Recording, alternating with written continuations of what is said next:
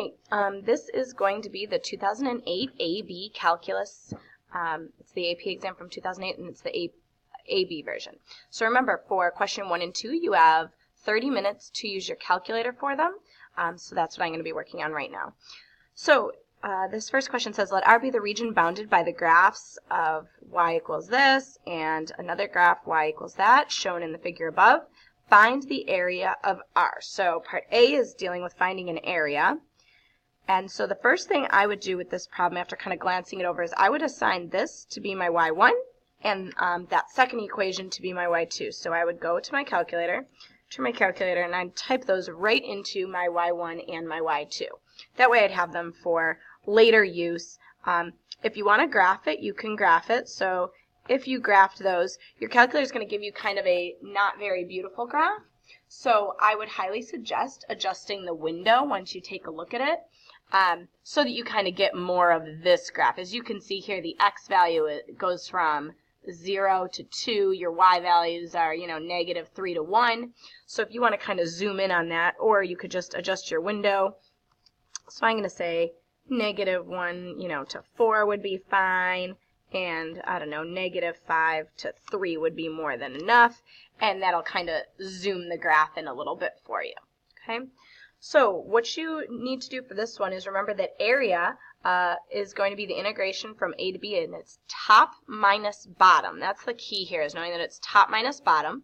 So what we want to do is, I've got that calculator set up ready to go now. So when I am going to integrate this, I know that area is going to be the integration, and the bounds of integration, the x value there is 0, and where they intersect again is at 2, so it's going to be the integration from 0 to 2. And for me, because I called that y1 and y2 up there, that was easier for me to write than all of them again.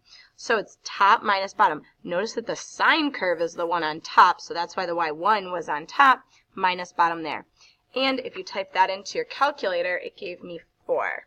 So to type that in, you're going to hit math, then 9, from 0 to 2, and it was, to get the y1 and y2 so you don't have to type those whole things, you go to vars, y vars, function, and then it's y1 minus, again that's vars, you arrow over to y vars, you pick the function y2.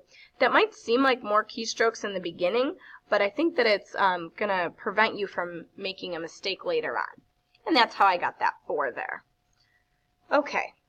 Moving on to part B, it says the horizontal line y equals -2 splits it into 2 parts. So what I did is I came down to -2 and I kind of sketched in a horizontal line there. So that's the line y equals -2.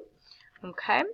And now it's asking me to figure out the area below that line. So it's just asking me for this piece down here. Okay.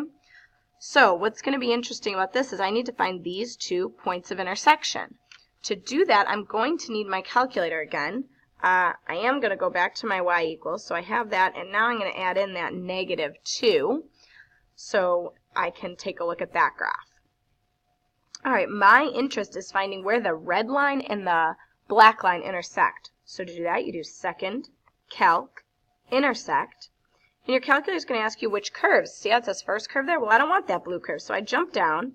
And I want to get a little bit closer to that point of intersection. So I kind of arrow over, enter, and notice my calculator automatically jumped up, so I hit enter again and one more time. And that tells me that the bottom there, the bottom bound of integration is going to be 0.539, and it was a 1, so I'm going to call it 0.539. So that'll be my lower bound of integration. And then you do second, calc, intersect one more time. And again, I want to go over a little closer to where it is, because it'll find the closest point of intersection there. So now I get an x value of 1.675. I think it's important to make note that these answers are reasonable. 0.5, if this is 1 there, 0.5 seems reasonable, and 1.6 seems reasonable there. So when you go to do this one, again, it's the area. It's going to be the integration. I have my bounds of integration there that I got, and it's going to be top minus bottom again. Again, my top here was that line, y equals -2, so top minus bottom. I could have written y2 there. Now, I could put that into my calculator just like I did in part A, but the question just said, write but do not evaluate an integral. Okay, so I wrote it, I have my integrations, I've got my dx, and that would get me full credit for part B. Okay, part C.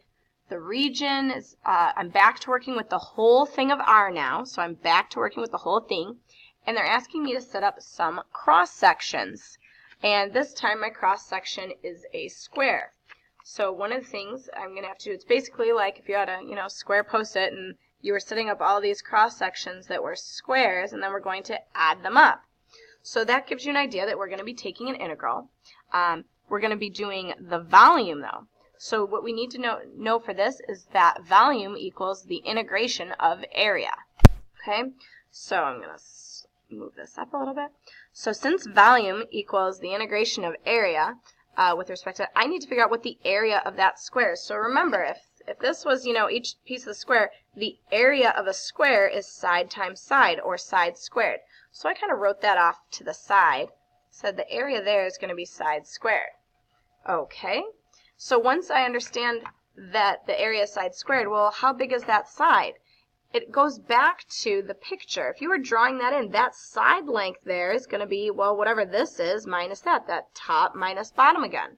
So that's why I wrote it as y1 minus y2. And again, I just did that for shorthand. You can, write that as sine pi x minus the quantity of this. Just make sure you're using parentheses. Okay? So this is what I would actually type into my calculator. Notice I am going to have to use an extra set of parentheses because it's not going to let me, so I'm going to do math 9. When it does this from 0 to 2 again, because it's the whole thing, it's not going to let me put a squared, like, see how it jumps between those two? Oh, it's got a bad thing.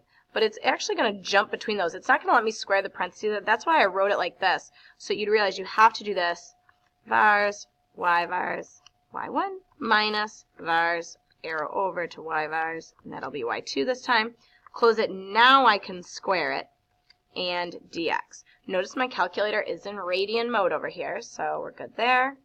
And I hit enter, and I get 9.9783, so I'm going to call that, and again, that was just via my calculator, I'm going to call that 9.978, because we rounded 3 decimals for the AP exam. Okay, so that's A, B, and C. Hopefully I've collected some points so far. I think that this was a very doable question. And now I have part D. So let's see, part D here. Ooh, I hope I have enough room. I don't got very much room left. The region R models the surface of a small pond. Okay, at all points in R, the distance from the y-axis and the depth of the water is given by the height here. Find the volume of the water in a pond. Let's talk about what we know about volume in general, right? So volume is the area of the base times the height. The area of the base times the height. So I'm going to write that down. I'm going to write volume equals area of the base, right, times whatever height you have. Okay, so I already know the information about the base, right? The area of the base, I've got it. It's just not that, it's just this part though, right? So the base of each one of these, the base is just going to be y1 minus y2. And volume is going to be the integration of that area. So it'll be the y1 minus y2 again. But now I need to multiply that by the height. Well, they gave me the height. They told me that this was the height there. Okay, and that'll be dx there. And so now I can put that into my calculator. So let's see, turn this calculator on. I'm still going, oh, I was a little bit sloppy there. I'm still going from 0 to 2. Okay, so let's see, it's going to be math 9. Integration from 0 to 2 again. And I am going to have, oh, I'll put this in parentheses again, just to be safe. So vars, y vars, I've got that y1 minus y2. Okay, 1, 2. And then I multiply that by this 3 minus x close that, and that is with respect to x again there. And that gives me 8.3699, so you could either truncate or round to get your correct answer for this one. So I like 8.370. I like to round to 3 decimals, but 8.369 would also be an acceptable answer for that as well. And that is problem number 1.